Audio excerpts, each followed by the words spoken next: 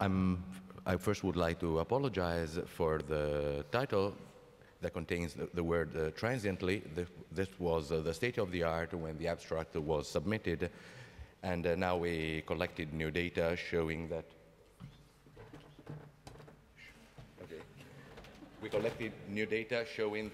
the reduction in the proviral DNA reservoir is not transient.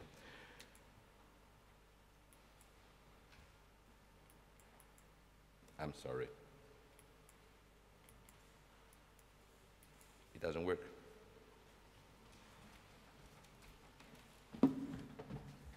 Allora, questo va avanti e questo va indietro, oppure questo va avanti e questo va indietro. No.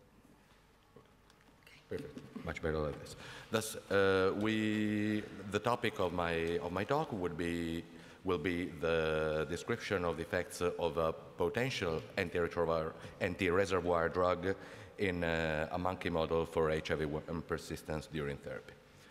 Let me just give you some background on the current theories on virus reservoir eradication.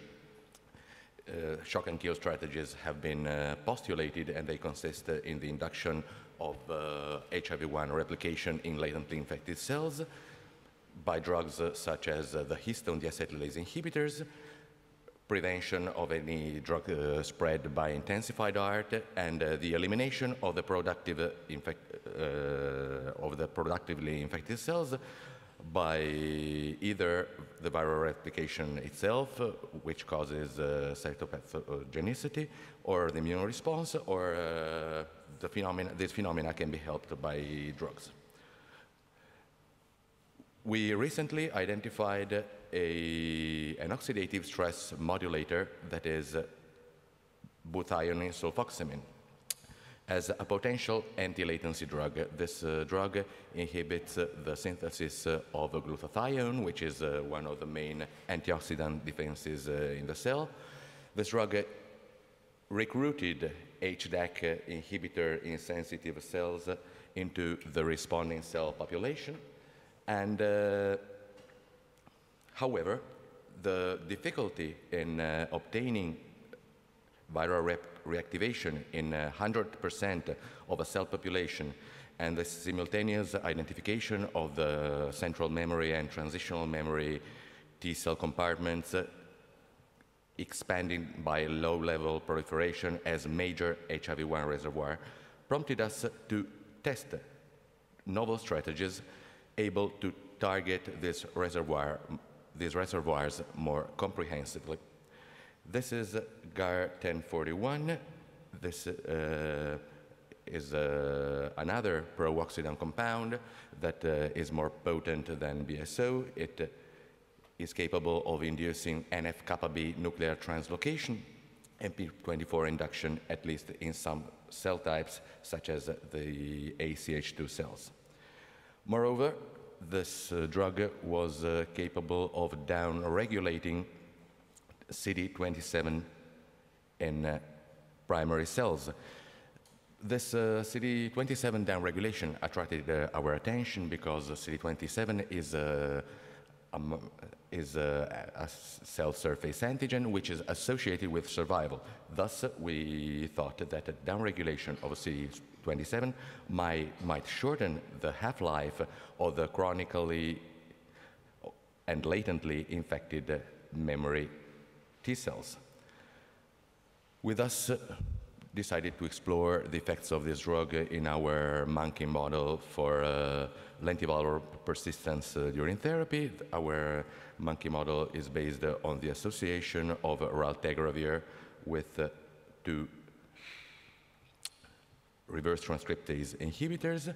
For those who may argue that our monkeys were per se long-term non-progressors or early controllers, this graph shows that monkeys had either stably subnormal or consistently decreasing CD4 counts before raltegravir and the two NRTIs were added, and the therapy restored the pre-challenge levels of CD4 counts. Proviral DNA remained stably detectable during all the time before our drug Gar1041 was added to the combination.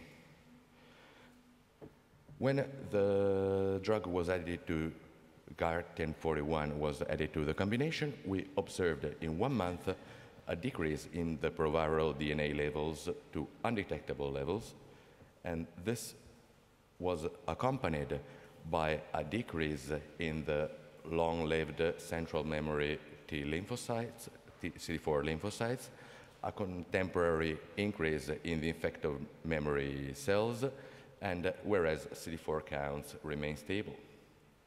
Unfortunately, proviral DNA rebounded at 2 months of therapy, and this rebound was associated with detectable RNA in one of the monkeys. We thus thought that the drug might induce some loss of control in some reservoir, and we therefore decided to test the effects of treatment intensification on this model. To create our model for HIV-1 persistence during therapy in the monkey has been very difficult because, as many of you may know, SIV-MAC251 responds differently to antiretroviral drugs. And however, we were able to identify darunavir as a drug, as a potential candidate drug, because darunavir was able in our in silico studies to establish a hydrogen bonding network involving water molecules, very similar to that established by the same drug with HIV-2 protease. And HIV-2 is a virus that is fully susceptible to the inhibitory effects of darunavir.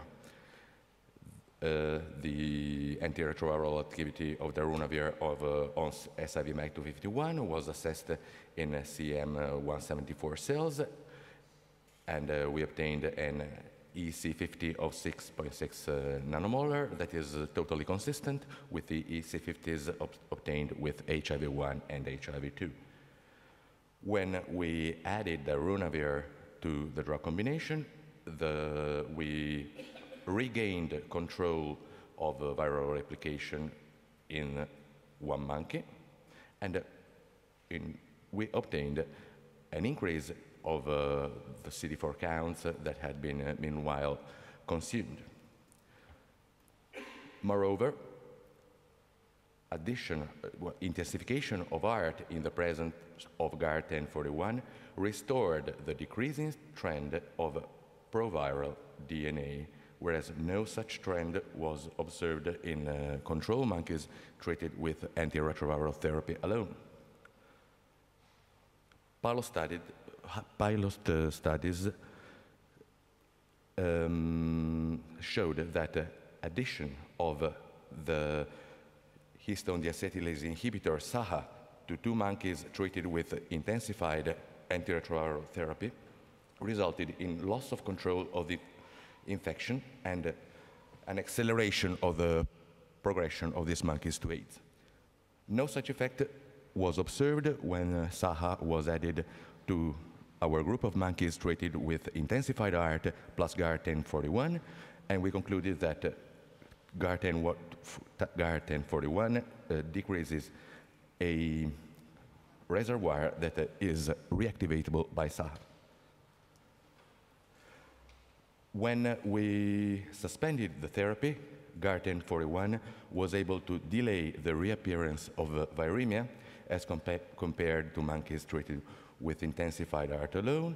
When we split the group of monkeys treated with intensified ART plus Gar1041, depending on the SAHA cycles that had been received, we found that the SAHA cycles were inversely proportional to the time of reappearance of viremia, thus indicating that SAHA not only did not contribute to the effects observed in the delay of viremia, but rather counteracted them.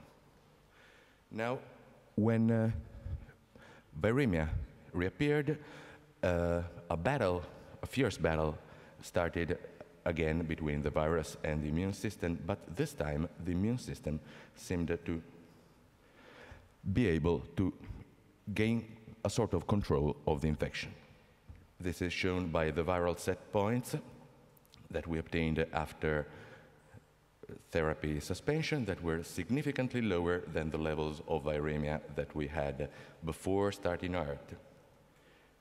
Moreover, the monkeys treated with intensified ART plus Gar1041 maintained high CD4 counts after suspension of therapy, which did not happen with the monkeys treated with intensified ART alone.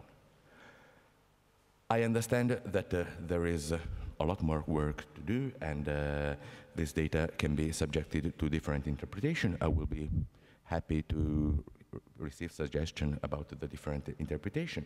However, we conclude that oxidative stress modulators may act as disease-modifying agents on HIV infection, on at least in SIV-MAC251 infection, and they may impact the proviral DNA reservoir. And also the study highlights the need for ART intensification when adopted drugs capable of inducing HIV-1 replication. I would like to thank the people who participated at the study, and I would like to thank Sandrina and Nicola because they furnished me data that allowed me to interpret allowed me to interpret the results obtained. I would like to thank my collaborators, Sandro and Barbara, who are here, and I would like to thank all these people that I cannot mention. In particular, I would like to mention Professor Enrico Garaci, the president of my institution, who really wanted that this study to be done. Thank you for your attention. Thank you very much. Because we are running out of time, we can take only one question, if there is. Andrea, I didn't really understand. You showed cases where there was a rebound in DNA without rebound in viremia. Could you elaborate on this? I think that this rebound in viremia, would you like me to show you the slide again? This rebound in viremia occurred at 2 months of therapy with Gar1041 and ART, but ART was not intensified at that time, so probably the drug can induce some sort of HIV-1 escape from latency, some viral escape from latency, and probably this escape from latency was not kept under control by the 3-drug therapy. I believe that the mechanism is another one, because if we had had the death of the cells that had escaped latency, we wouldn't have observed this marked effect on proviral DNA, and we wouldn't have observed this marked effect because just a few of the proviral DNA copies are replication competent, and I thus think that the main effect that we observed was due to the reduction of the half-life of the reservoir. Okay, thank you very much again.